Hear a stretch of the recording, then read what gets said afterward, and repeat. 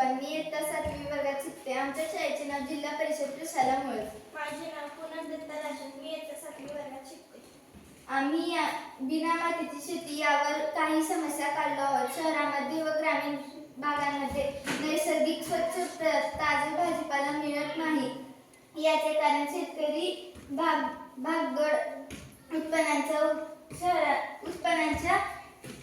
उत्पन्नाच्या गरजेने रासायनिक खतांचा व रासायनिक औषध फवारणीचा उपयोग जास्त प्रमाणात करत आहेत. शहरात कमी जागा असल्यामुळे भाजीपाला लागवड करता येत नाही. यावर उपाय म्हणून आम्ही बिना मातीची शेती हा प्रयोग केलो आहोत. हा प्रयोग आपण गच्चीवर, अंगणात आणि ग्रामीण भागात येथून कुठेही करू शकतो. याला औषधे फवारणी कोणतेच लागत नाही, म्हणून आपल्या आरोग्याला धोका होत नाही आणि आपले आरोग्य चांगले राहील. ही भाजी आपण बाजारात येथील जास्त पैशात विकू शकतो.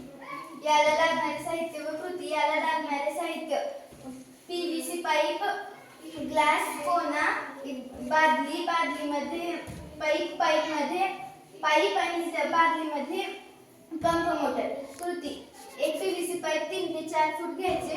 त्याला ग्लासच्या आकाराचे होल पाडायचे. ग्लासला छोटेसे होल पाडायचे. PVC पाईप मध्ये पाणी टाकायचे.